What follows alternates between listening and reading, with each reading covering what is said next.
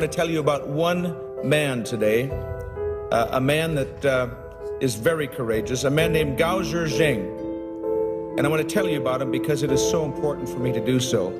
He represents what China could be, a China which has democracy, human rights, and the rule of law. He has kindled the light of hope for many people who are suffering under this white terror. 我说你们来看什么呢？为什么？老汉说，我敢说话，为什么？我不知道你名字，但是只要是共产党打压的人，他一定是个好人。哗的一群老人鼓掌。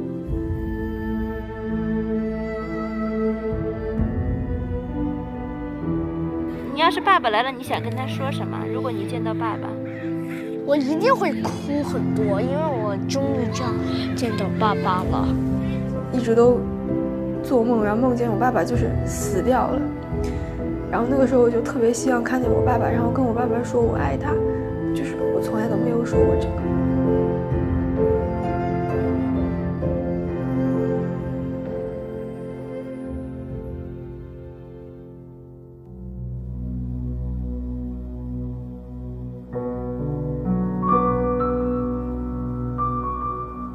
In a cave, carved out of the Lost Plateau, with no electricity and no clock to tell time, this was where Gao Zhisheng was born and raised.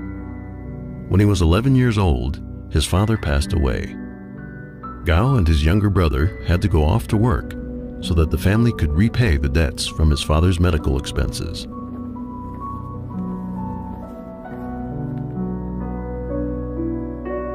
In 1980, Gao was 15 years old. He and his younger brother were working in a coal mine in Huangling, hundreds of miles from home. As often happens in Chinese mines, one day, part of the tunnel collapsed. It crushed Gao's brother's leg and broke it. The boss fired both brothers and refused to pay them a cent for their work. Gao left, carrying his brother on his back and wondering where life would take them.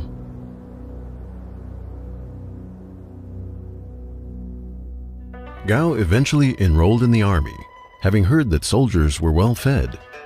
After spending 3 years working in the cafeteria, he was discharged and decided to live in Kashgar, an ancient but remote city in northwest China. He earned a living selling vegetables from a street cart. Then, one day, an old piece of newspaper changed his life. 有一次就是说有一个机关干部就是买菜的时候呢就扔掉了半张报纸啊，他捡起来，他一看是个法制日报，法制日报说要到多少年，中国需要有15万的律师啊，考取律师呢自学考试，自学法律呢是他唯一的途径。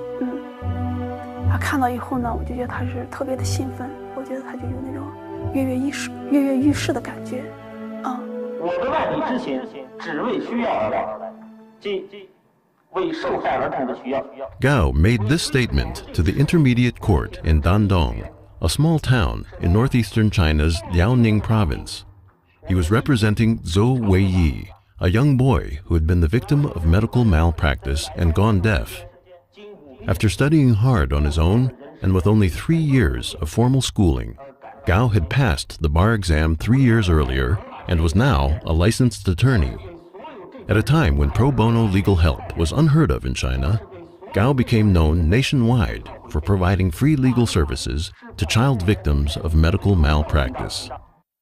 我将免费伴随孩子走完所有的诉讼理念。告诉我的生日，告诉我爱你。所以在高升当上律师了以后呢，成为就说为弱势群体打官司比较出名的律师的时候呢，就会有同行的律师就会把一些拄着拐杖的、那个摇着轮椅的领到他的办公室，甚至有一次还把路边那种乞讨的一个人也领到了他的办公室。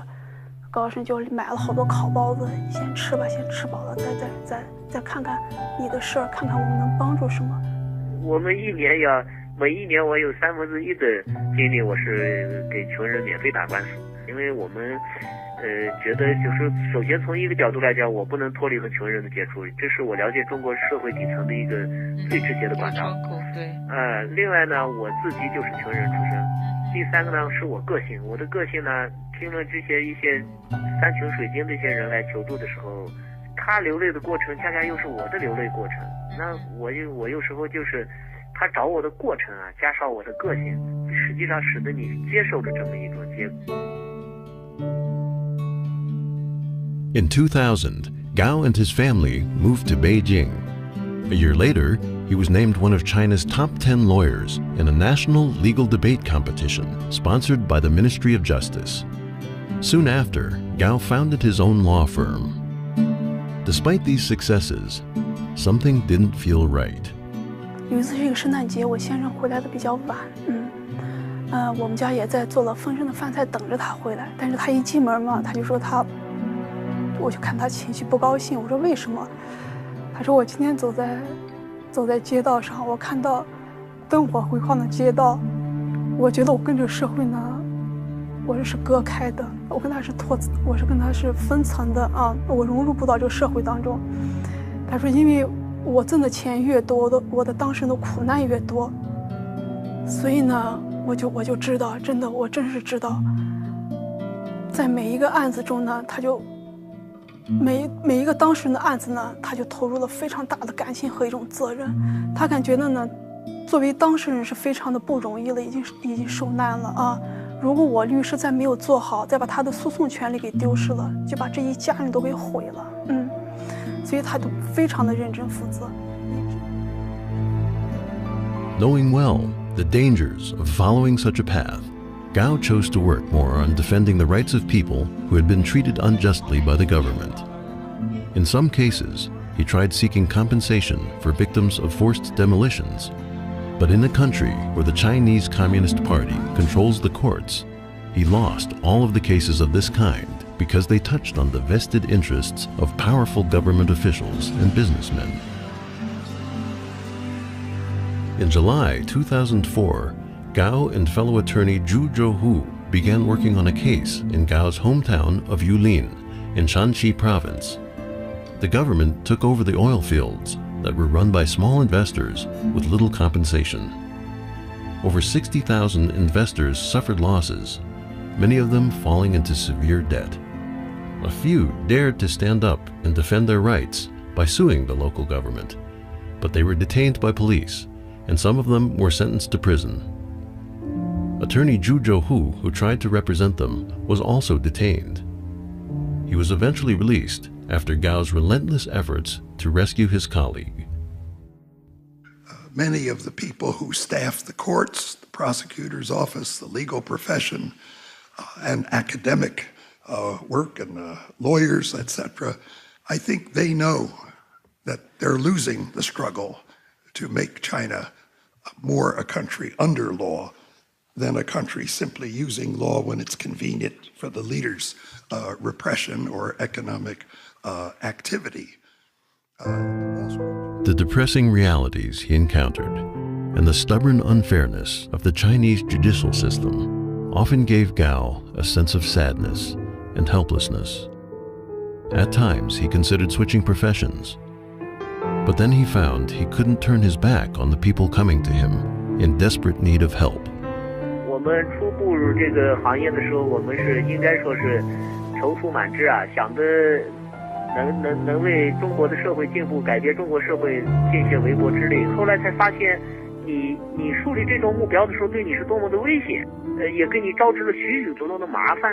我现在的需要呢，调整在呢，我没有力量改变社会了，但是我能更偶然的改变一些个体的身边的事，所以我只能就这样做了。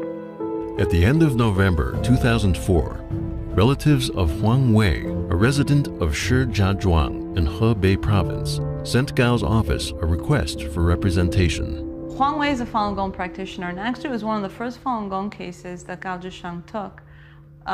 He was just a simple, ordinary Chinese man who happened to practice Falun Gong. And one day he was dropping his child off at kindergarten, and all of a sudden 4 thugs came out and abducted him. And they took him to a detention center and then sent him to 3 years in a labor camp. And he had no trial, he had no chance to appeal. And he hadn't really committed any crime. The only reason he was sent there was because the authorities found out that he practiced Falun Gong. Falun Gong is a meditation practice that combines physical exercises with spiritual teachings. In the 1990s, it spread by word of mouth in Chinese society as people experienced health benefits and other positive impacts of the practice on their lives. By 1999, it had attracted over 70 million Chinese. At that point, the Communist Party, with its intolerance of independent thought and civil society groups, began to view Falun Gong's popularity as a threat to its power. Party leaders banned the practice and unleashed a brutal and systematic campaign to stamp it out. The Falun Gong are by far the most victimized group in China. According to the UN Rapporteur on Torture, they represent 2/3 of the torture victims in China. And the next largest group are the Uyghurs, at 11%, and everybody else is single digit. They are as well by far the largest group in arbitrary detention, in the re-education through labor camps. As Gao tried to represent Huang Wei and file for a judicial review, he discovered that the regime had blocked all avenues of legal appeal for people who practice Falun Gong. Left with no alternative, he wrote an open letter to Wu Bangguo, chairman of the Standing Committee of the National People's Congress, describing his encounters with several judges. An administrative judge by the name of Miao examined the documents and said, "We have received orders from above indicating that when it comes to Falun Gong, no case can be accepted and no document can be issued." A judge who they called the presiding judge came in. The judge pointed at us and said, "You are probably not party members, and you probably haven't studied the directives of the National Congress. Are you aware that lawyers aren't allowed to take cases like this? The court belongs to the Chinese Communist Party, and so do the laws. There are currently orders from above to reject these cases, and that's the end of it. Go talk to whoever you like and go file your case wherever you like. We don't care." At the time, there were very few lawyers who dared to represent Falun Gong practitioners openly in China. Other than Gao, another renowned attorney who did so was Guo Guoting. Because of that, Guo's license to practice law was revoked. He was placed under tight surveillance and harassed by the police. Eventually, he was forced into exile overseas. 我代理一共是6个案件，那其中2个非常典型，一个是齐延来，还有一个是陈光辉。齐延来呢是被中共判了5年徒刑，因为他这个收集网上资料，就是制作光盘，就是讲法轮功真相。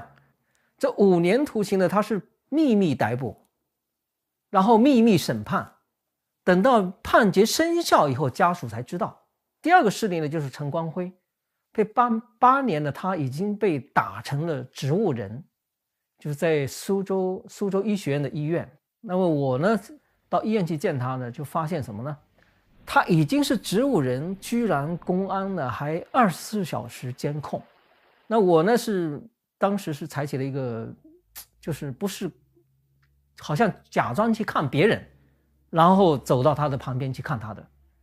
在他身边只待了大概2-3分钟就被国安给赶出来。那这个事实是什么呢？就是说，对待法轮功案的案件，他居然人已经成植物人，连律师都不让见，就是律师根本就是不让你会见他。他怕什么呢？怕把这个真实的情况说出来。今天中国社会是有2个极端，一个极端是可以大规模的制造这种残暴的世界、野蛮的世界的能力，另一个极端就是这一类型的世界越是公开侵犯人权的世界，越是公开杀戮人性和杀戮文明的世界，越不能有任何进入法律程序讨论的可能。作为律师，一般法律的保护途径被完全的堵死的情况下，我们没有其他渠道，这不是我喜好的一种方式。您知道，作为律师选择法律之外的途径，对于律师来讲，律师内心是很痛苦。The year 2005 was an active but turbulent one for Gao. In May, he traveled back and forth to Shanxi to rescue attorney Zhu Zhouhu, who was arrested for investigating the oil fields case. In July, he provided free legal assistance to Tsai Zhuohua, a Christian pastor in Beijing.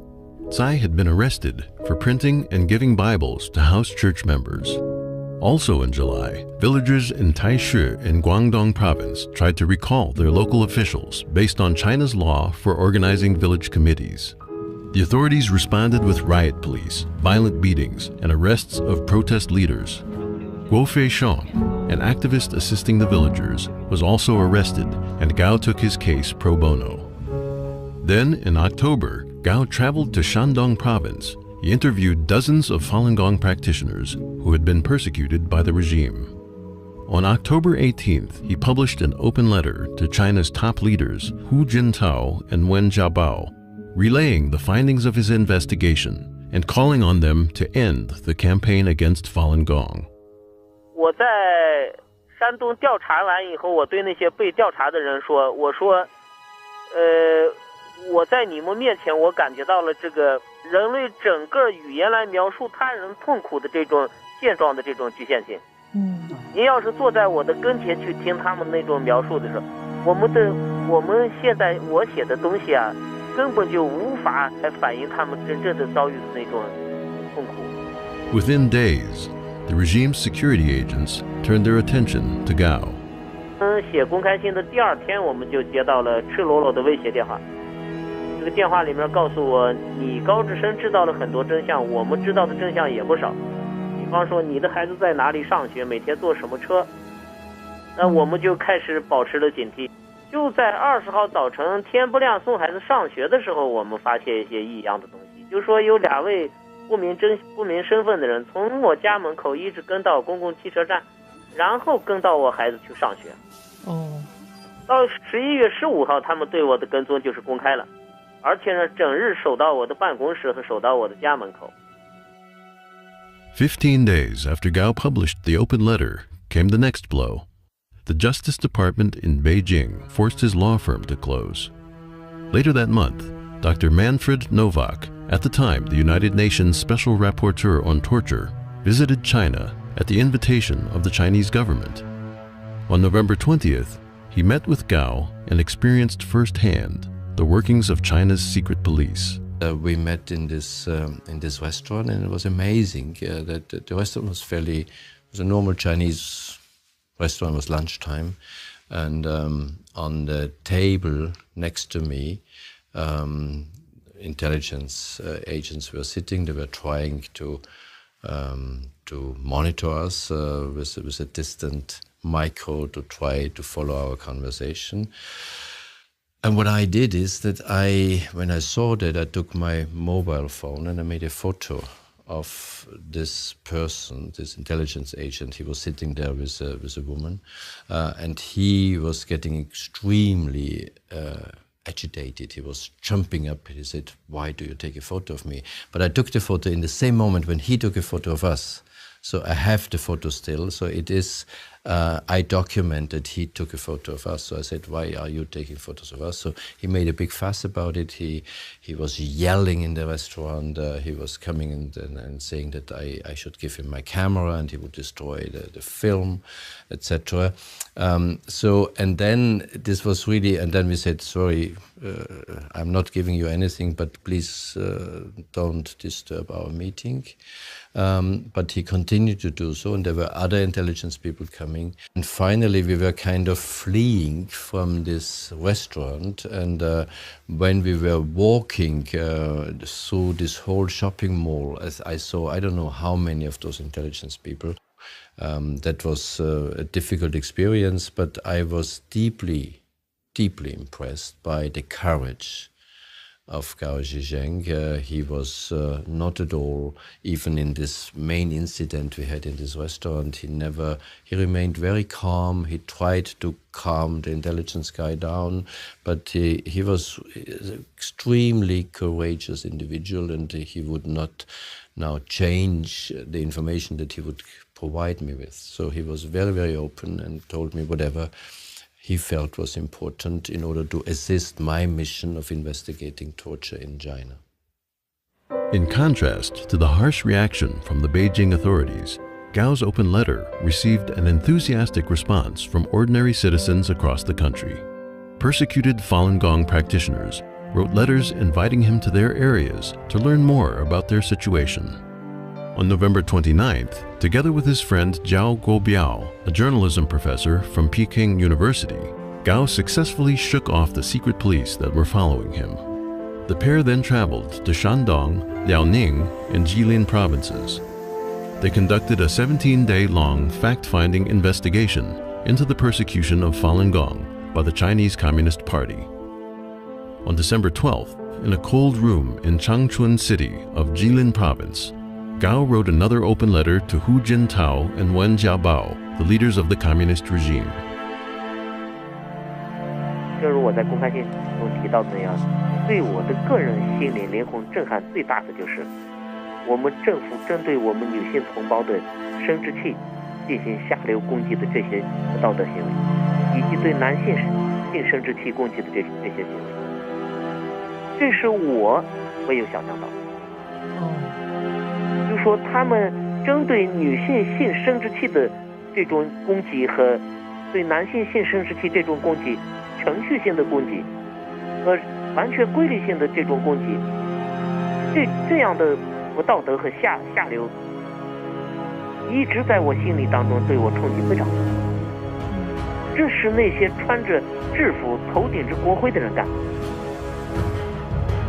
Mr. Hu, Mr. Wen, and all fellow Chinese, it is time for every one of us to take a good, hard look at ourselves. In the history of the world, never has such a huge group of people suffered such severe and long-term persecution during peacetime, simply on account of their faith. This disaster has cost thousands of precious, innocent people their lives and has deprived hundreds of thousands of their freedom. This utterly inhumane persecution has caused over 100 million Falun Gong followers and their families to suffer. How absurd, treacherous, and immoral this is. It is an onslaught against the Chinese people, civilization itself, and the very moral fabric of the world. I would like to stress that if this evil crime does not stop, then the day when Chinese society is stable and harmonious will never come.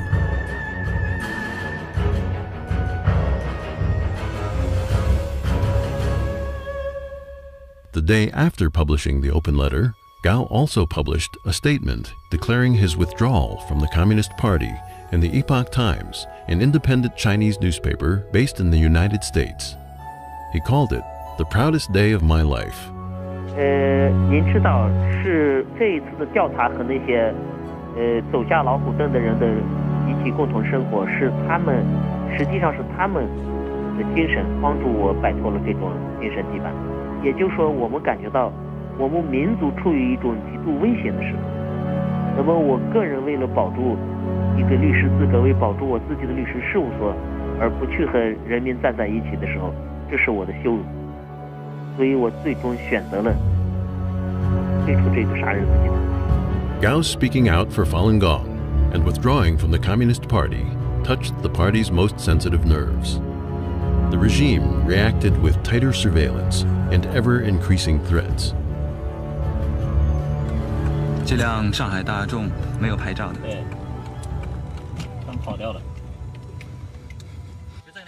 这辆车也是。这个也是的，这个也是的。哎，这个就这个跟上了。对，看到了，看到了。对，胡家设计的，胡家车号车上。他没有带车号，他是一个没牌车。他闪着这个，闪着大灯，他不让你看得见。看这个都是的，看到了没有？看到了。看到了，看到了。快，两个都是没有牌照的。 11 days later, Gao was driving home, and there were very few cars on the road. Suddenly, the car in front of him, whose license plates were covered with newspaper, came to a halt.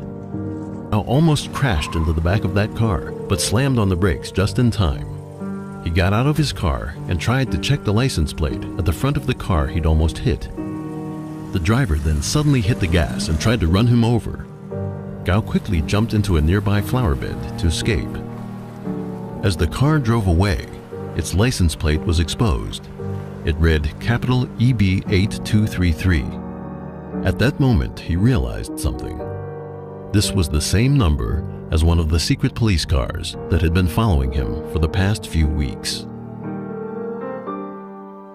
很多朋友都告诉我，中共要抓你，或者说他要干掉你。我就告诉他，当你把干掉你和抓起来，把你抓起来当作是危险的时候，视作是危险的时候，我们每时都处在危险中。因为中共建政以来屠杀了多少人，每天都在大量的抓人，再多抓一个再凶杀出来，为什么就该是他人？但是 To protest the Communist Party's growing suppression of civil rights activists, Gao initiated a hunger strike movement in early 2006. Each day, a different set of people would fast for 24 hours, with the hunger strike rotating daily from group to group.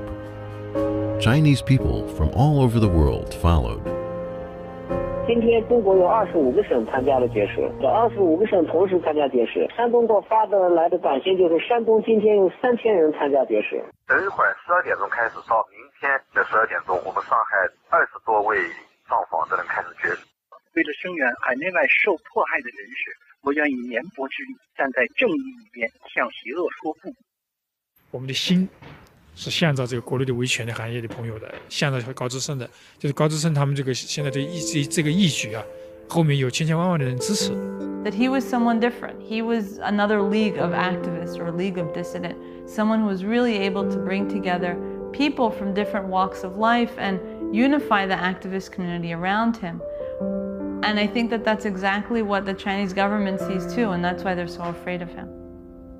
With constant police harassment making it impossible to live a normal life, Gao left home in March 2006 and traveled around China for 6 months.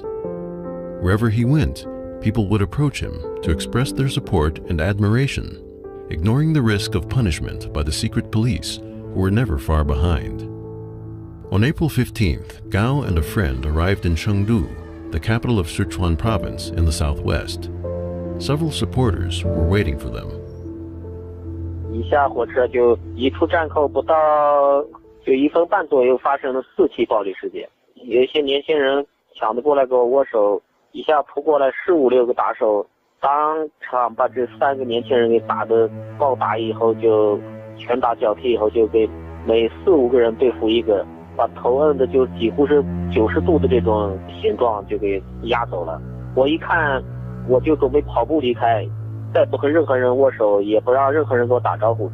就在我跑的时候，突然对面又闯过来一个年轻人，给我塞了一盘那个到处都能买到的甘地转。年轻人头还没有转，身还没有转过去，又遭到了中共特务的暴力殴打。打完以后又给押走了。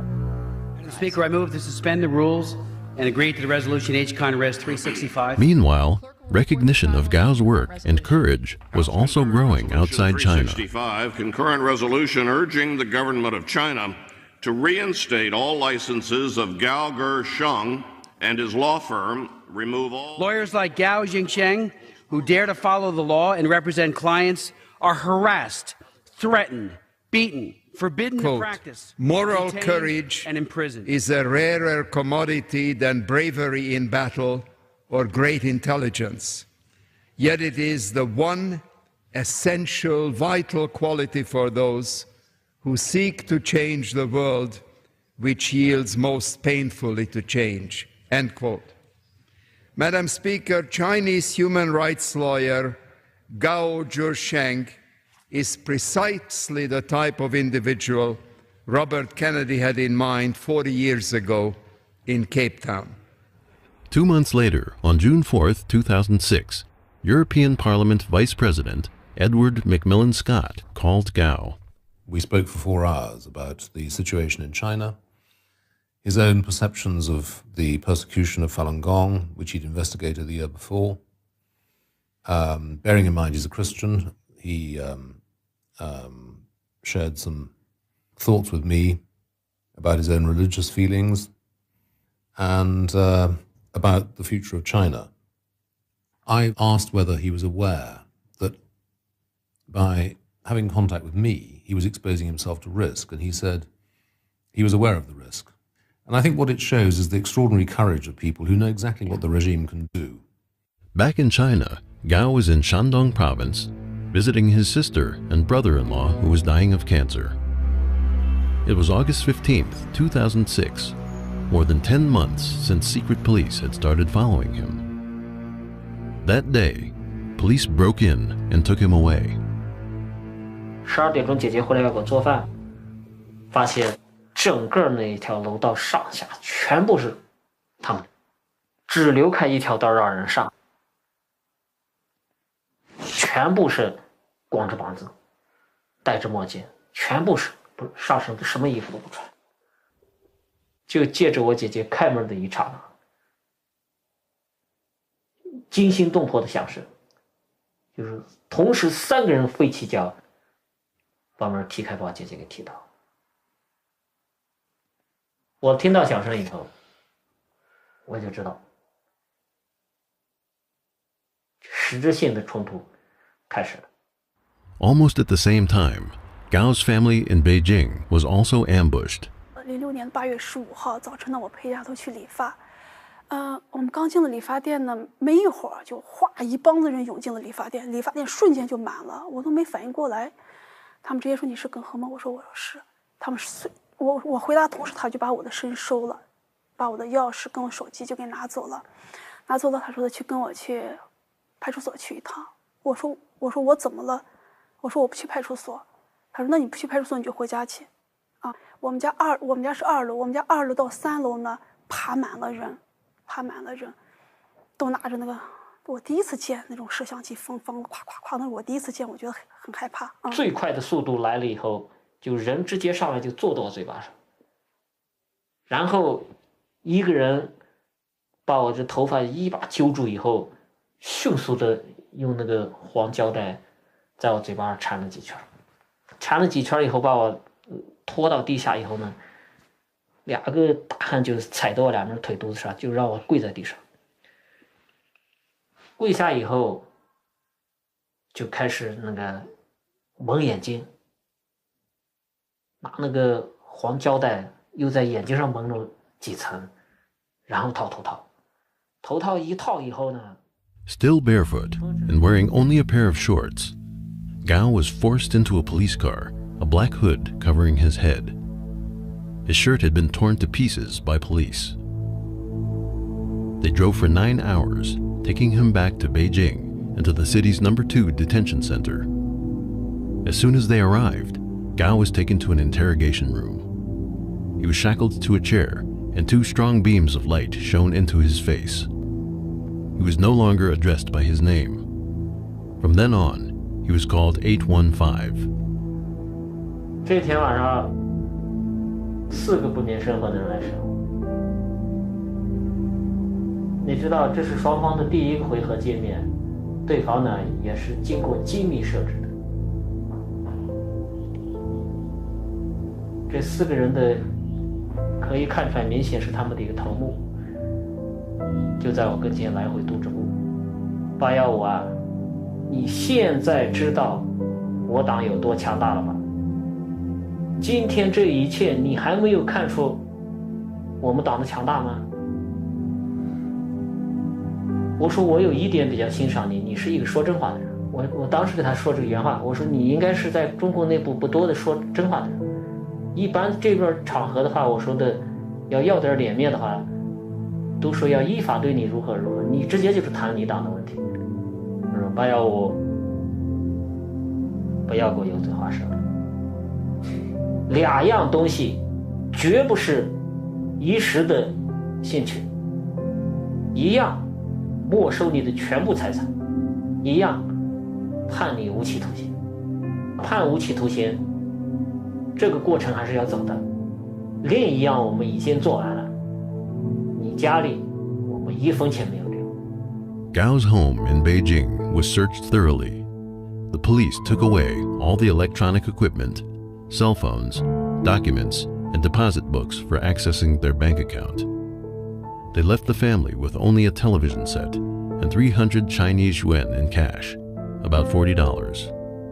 A team of policemen then moved into their apartment to monitor his wife and 2 children around the clock. The kids were 13 and 2 years old at the time. 我说能把灯拉灭，我说因为那小孩睡不着觉，小孩就灯一亮他就不睡觉，他们说不行啊。然后在我们睡觉的房间里面都会坐有警察，门都要开着，房间里每一个房间都会坐一个警察。然后就说像洗澡，你上卫生间洗澡洗手，他们都要有一个人在那看着。The attack on Gao and his acquaintances was a carefully choreographed plan executed nationwide. On the same day Gao was abducted, police officers surrounded the homes of his relatives in his hometown in Shanxi, while dozens of suspicious people began following his in-laws in Xinjiang. Within days of Gao's abduction, numerous fellow human rights advocates who had joined the hunger strike movement were either put under house arrest or taken away by police. In Hong Kong, unidentified thugs beat Albert Ho, a member of the Legislative Council and ardent advocate for the hunger strike Gao initiated, causing him to be hospitalized. Within a month, civil rights activist Guo Feishong from Guangdong, writer Li Hong from Zhejiang, and Chinese Democracy Party member Chen Shuqing were all arrested. At the detention center, Gao was deprived of sleep for 4 or 5 days. At any given moment, he would either be forced to sit on a hard surface or be chained to an iron chair and interrogated with strong light beams in his face. To protest the mistreatment, Gao went on a hunger strike. After 3 days, an interrogator whose last name was Xiao came to see him. 就这个姓肖的给我讲的，绝食吓唬不了我们。我们这里面有一套成熟的对付绝食的办法。第二，我给你透露一点秘密。我们这次执行的是一个有机的整体方案。你绝食，你的老婆和孩子就休想喝上一口水。你听懂了没有？你知道，当我知道我妻子孩子由于我绝食他们喝不上一口水的时候，我真的精神为之一振，狠狠地敲击了我一下。我就问他，我放弃绝食，我的妻子孩子是不是能够恢复给他们喝水吃饭？没问题。我说我放弃绝食。October 6 was the Mid-Autumn Festival that year. It was the 53rd day since Gao had been abducted. It was also Geng He's birthday. That day, the Beijing Public Security Bureau brought Geng He to the detention center to see Gao. It was the first time they had met since he had been taken away. The police had put a lot of pressure on Geng He to persuade Gao to surrender. 他为耿和做了很多工作。你知道，当时一个母亲能给折磨2个孩子，给母亲家要毁掉这2个孩子的一切。我们耿和啊，倒不是说我喜欢这样的存在，但是呢，中国女性这种传统的嫁夫随夫这种传统的美德啊，在她身上都有。如果她是一种美德的话，从来不求我，从来都是听我的。好在呢，我不胡来，我不是说她听我的我就跋扈，我就。她突然站起来给我鞠了一躬，那小高，我求你了。一说我马上就眼泪流出来。我问耿和你想说什么？你说。他说：“你知道我和孩子现在的生活在一种什么样的状态下生活吗？”我说：“我现在不想知道。”我说：“我现在不想知道。”我说你肯定清楚我为什么不想知道。他说小高，我求你了，你就听我一句话，你就从现在起你什么都不要想，什么都不要想了，就为我和孩子活上几年，行不行？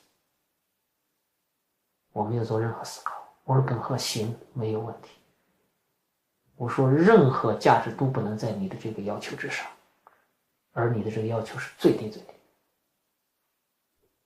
你是对孩子的父亲，对你的丈夫提出这样的要求，为你们活几年没有问题，从现在起我就为你们活着。10月6号见面就是谈了这么一条内容。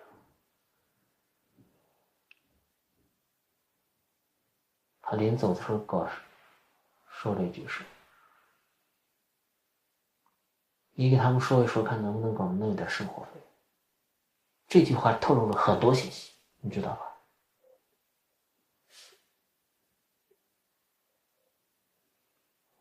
这最简单的一句话，把所有他们在外面的处境全部勾画清楚。A month later, the situation took a turn for the worse. On the morning of November 14th, the secret police who were following Geng He beat her up on the street after she asked them to stay a little further away. When she got home, she called Hu Jia, a Beijing activist and close friend, and told him what had happened.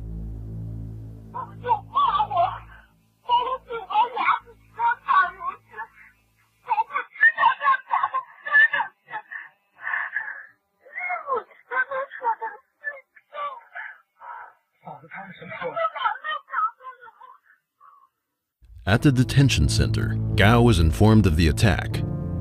That night, he refused to have dinner. Then, he asked to meet with the interrogators. 你们要怎么样？现在开始给我提出来。认罪，还要写悔罪书。我说我能得到什么？你的妻子孩子，只要说你的悔罪书我们满意了，妻子孩子就能得到5000块钱的生活费，不少吧？我说没有问题，没有问题。我说写东西对我来讲是一个技术过程。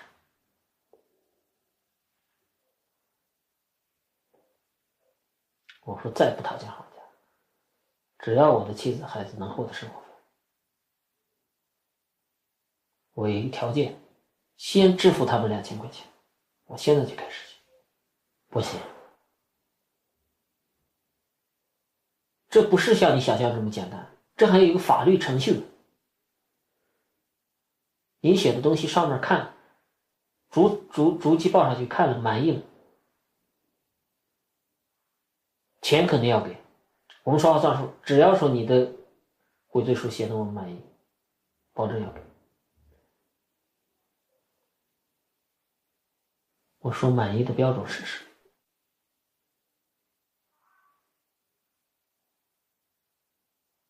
其他的都可以忽略不谈，必须承认法轮功问题全部是捏造的造谣。我说那我的妻子孩子就要饿死了。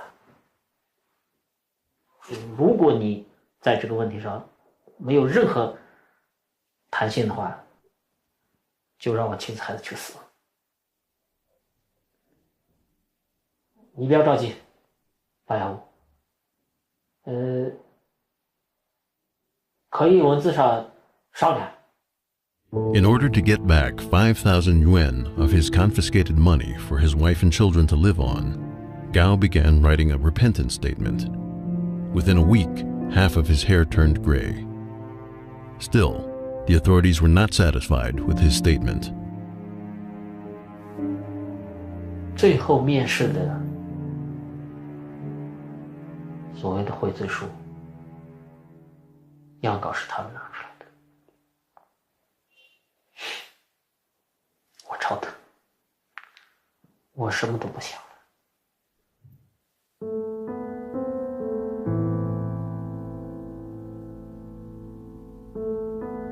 是我内心的痛苦程度验证了我的良知还没有受到了大的伤害，因为我那段时间内心很痛苦。Beatings, sleep deprivation, interrogation, humiliation, and being chained in a painful position for 590 hours could not break Gao's will, but he couldn't stand to see his family being tormented. 悔罪书我知道伤害了很多人，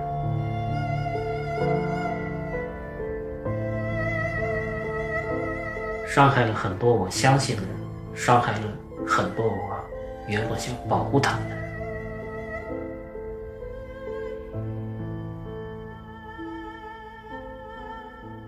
而且给他们提供了一个永久性的利用的东西，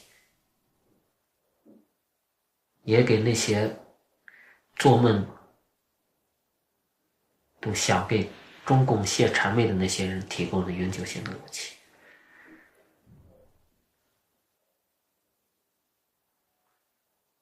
我自己不是一种虚荣，不是一种完全的爱面子，但是这个东西在我人格深处划了一痕。On December 12th, 2006, Gao was tried in secret at Beijing No. 1 Intermediate People's Court.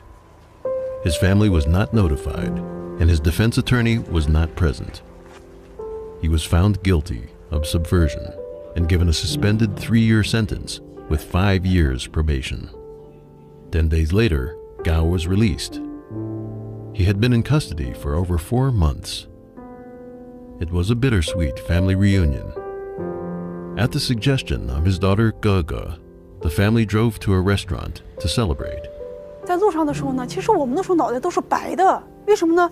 我就觉得昨天我还是在地狱当中呢，你能明白吧？我昨天在地狱当中呢，天天跟那些警察干呀、闹呀的。今天回来了，他为啥回来？他还走不走了？其实那时候脑子是空白的，都不去想。我认为我们当时的状态都没有去想，你在这之前你在干什么了？你怎么了？都没有去想，只是感觉到，哎呦，全家在一起就去吃饭啊，这么状态。所以我们其实在路上的这一路还都没讲话，都很沉闷，都不知道好像是话要从哪样开始那种感觉。然后这时候我们家皮特说了一句话，皮特说他是，爸爸是不是不好的日子一天一天过去了，以后就是好日子，这么说的。但是高智深重复的过程把它调整顺了。高智深说的是的，不好的日子过去了，从现在开始一天一天从现在是一天一天的是好日子，是高智深把它倒了一下。哎呀，当时我们家的感觉就是我们每个人在心里说的这句话，不好的日子不好的日子过去了，从现在开始起就是好日子了。高智深就说是的，从爸爸现在开始带你们过好日子。A few days after he returned home, Gao was abducted again and forcefully removed from Beijing. He was held incommunicado. Meanwhile, the repentant statement was publicized and drew different reactions and speculation, including disappointment from those who read it. Yet, as Chinese New Year approached in February 2007, many people still sent their greetings to Gao. 那么尽管是见不到他，尽管是我也很难有把握说把这个音讯直接能让他知道，但是我还是想要说，就是给他道贺一声新年好吧，因为过去的这一年对他家里来讲是最黑暗的一年。我希望从此就拨云见日了。希望他和他的家人在这新年的身体健康了、平安了，之后他一家人能够团圆生活在一起。很长时间没有跟您通话了，很惦念您。我本人向您全家问好。In April 2007, Gao was released and returned home to Beijing. On April 6th, his friend Hu Jia received a phone call from him. This was the first time the two had spoken since Gao was abducted in August of the previous year. During his conversation with Hu Jia, Gao read out a letter he had written to Hu and his wife Tseng Jinyan, a well-known blogger, in which he described in detail the abuse he was subjected to in detention. 4月6号，赦免一发完就把我带走。我把高天宇抱起来亲了2次，还是被拉走了。去密云的路上很神秘，一会儿换一个引导车，一会儿换一个引导车。哎呀，我就跟他们讲，我说的你跟我还玩这一套。然后去了就说，你现在已经完全越过了我们的忍耐底线。我说，你有没有看到我刚才离家出走的时候，亲了我儿子2次？我老子从来都没打算走出家门再进家回家。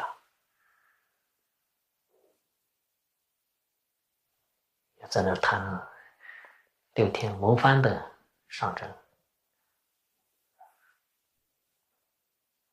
最后就是他们做出了让步。 Even as Gao was under constant surveillance and forced to give up his legal defense work, his influence was still being felt. Other lawyers courageously picked up where he left off, trying to defend Falun Gong practitioners in court. At the end of April 2007, in Shijiazhuang, a city 400 miles from Beijing, 6 lawyers disregarded the regime's threats and presented a historic defense of freedom of religion before a Chinese court. They defended Wang Bo and her parents, who were being put on trial for practicing Falun Gong and distributing information about the human rights abuses suffered by practitioners. This was the first time that Chinese lawyers had overcome the obstacles set by the Communist Party and argued against the unlawful persecution of Falun Gong in court. Wang Bo and her parents were ultimately sentenced to prison despite the lawyers' efforts. But a path had been opened. Since then, dozens of Chinese lawyers have pleaded the innocence of Falun Gong practitioners in court. In any society, there are always some people, good people, and they are willing to sacrifice for other people's, all the people's interest or their justice. But in many cases, especially in China, they need to find a direction or a way to do that. And I think Gao Zisheng set up an example and point out in Chinese society, the most injustice is the persecution of Falun Gong. So if you want to bring justice to the society, you have to face Falun Gong issue. Meanwhile, in July 2007, a reporter from New Tang Dynasty Television, an independent Chinese station based in the United States, took a risk and visited Gao at his home. 现在厨房一半的活是我干，3顿饭的洗碗、烧水、烧开水、灌开水这些事儿都是我的。厨房里面的卫生收拾，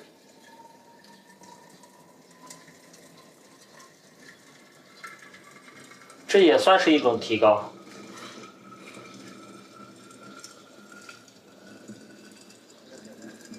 这是我们家庭唯一的意外收获。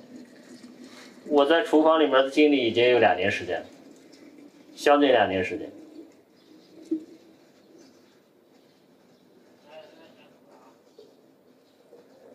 这实际上向耿和澄清了一个事实，就说他过去说我不愿意进厨房，这不是真实的。事实上，当条件具备的时候，我还是走进了厨房。From the footage, one can see a Gao with more smiles and restored confidence.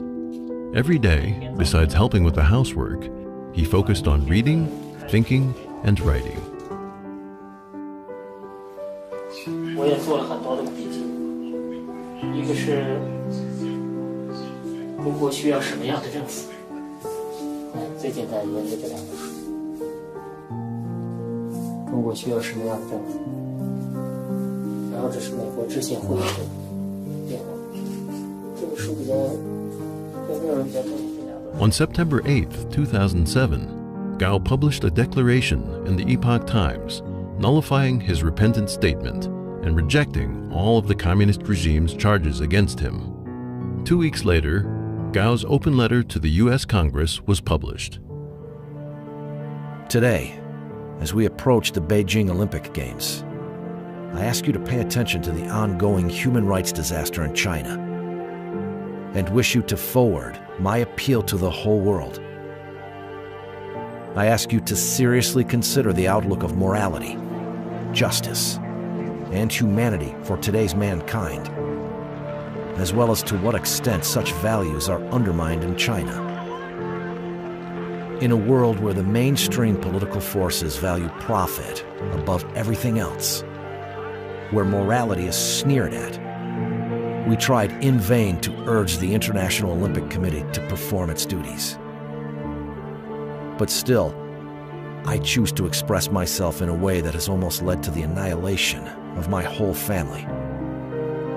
I choose to present to the international community what is happening in China, the vivid scenes going on in parallel with the preparations for the Olympic Games, but that are totally against the Olympic spirit. Though at this moment, people are busy congratulating themselves on what they have gained from the coming Olympic Games, I choose to do so despite the danger it may bring to myself, because I consider it my obligation as a human being and as a Chinese person.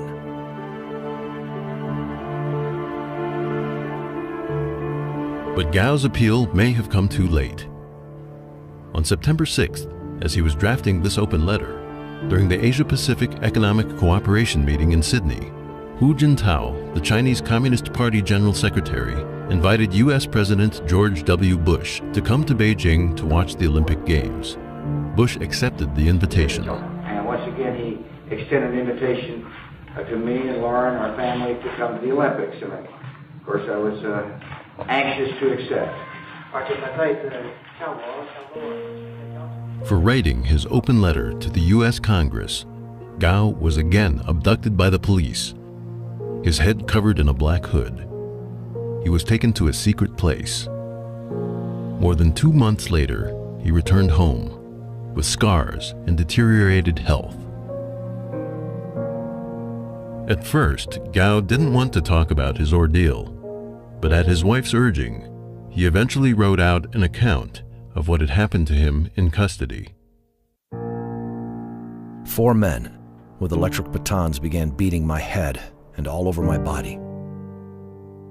Nothing but the noise of the beating and my anxious breathing could be heard. I was beaten so badly that my whole body began shaking uncontrollably.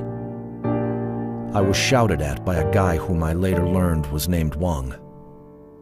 All my clothes were pulled off, and I was totally naked. The electric shock batons were put all over me, and my whole body, my heart, lungs, and muscles began jumping under my skin uncontrollably. I was writhing on the ground in pain, trying to crawl away. Wang then shocked me in my genitals. My begging them to stop only returned laughing and more unbelievable torture. This torture continued until around noon on the 3rd day. I don't know where I got the strength to endure, but somehow I struggled to get away from their grasp, shouting the names of my 2 children, Tian Yu and Gege. I hit my head on the edge of the table. My voice, calling my children's names, was chilling. It was extremely sad, remote, and unfamiliar. But my suicide attempt did not succeed. I thank Almighty God for this. It is He who rescued me. Gao's eyes were bleeding after he banged his head. He fell to the floor, But even then, the secret police didn't stop their brutality.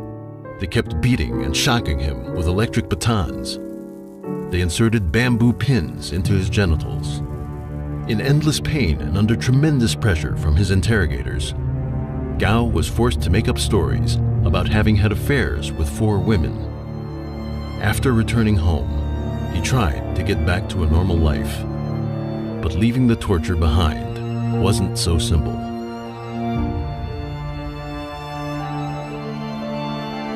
就是说他在家里吧，他在家里就是说他很愿意活跃气氛啊。他在我们家有限的空间中嘛，他就活跃气氛，就带着孩子玩呀，带着哥哥玩，带着那个小的玩啊，比如说自编自导的那种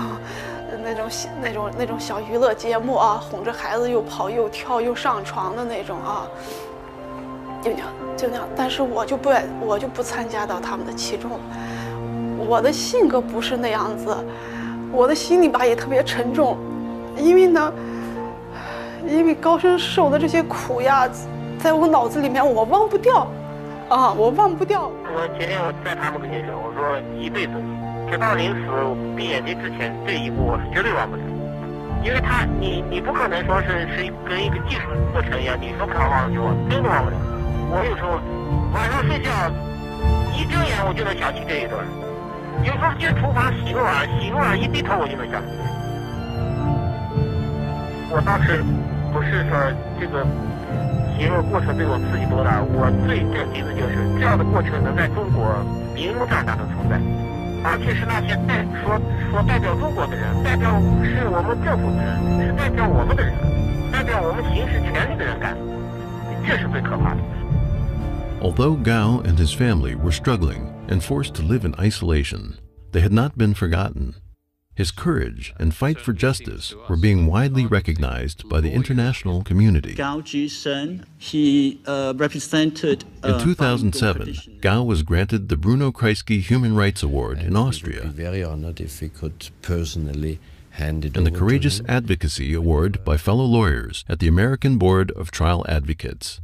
In 2008, he was nominated for the Nobel Peace Prize. With the 2008 Beijing Olympics approaching, the entire country was in a tense atmosphere. In the name of so-called safety precautions, the regime arrested tens of thousands of innocent people, especially activists, petitioners, and Falun Gong practitioners. While foreign dignitaries were enjoying the games in Beijing, Gao's family was forced out of the city.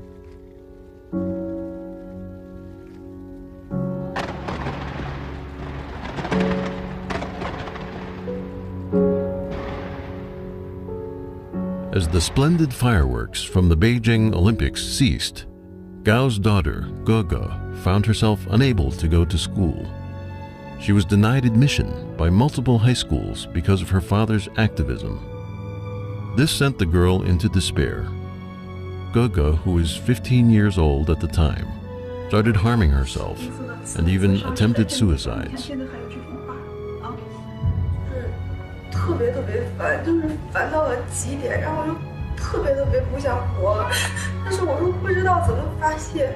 有时候我觉得我在胳膊上拿刀，反正迟早就被发现。每次被发现，我觉得我爸爸就是那个无奈的表情，然后特别难受，我实在不知道怎么办，然后我就去买了一包。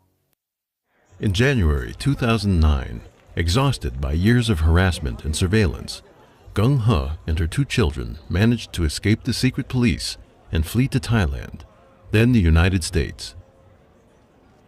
A month later, in the middle of Chinese New Year, Gao was abducted again by secret police while visiting his hometown in Shanxi province.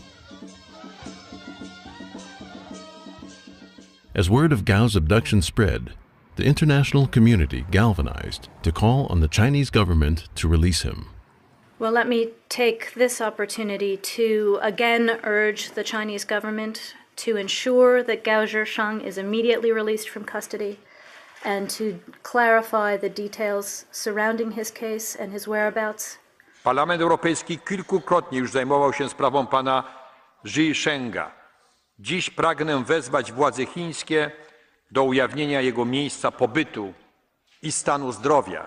We need to find a way to convince the Chinese government to tell us what has happened to Mr. Gao, what have they done with him, how do they justify it, and when will they tell us that they will release this man to be with his family and begin to accord people like Mr. Gao and others who stand up for the rights of others the same human rights that we would expect them to be given.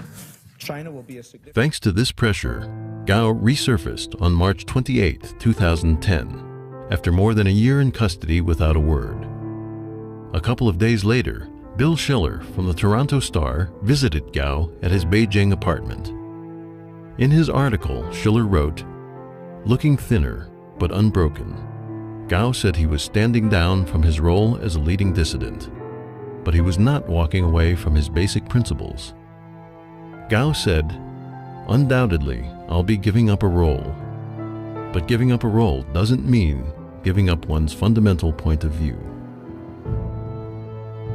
Within days, Gao disappeared again. 9 months later, in January 2011, the Associated Press published an exclusive interview they had conducted with Gao during his short period of resurfacing.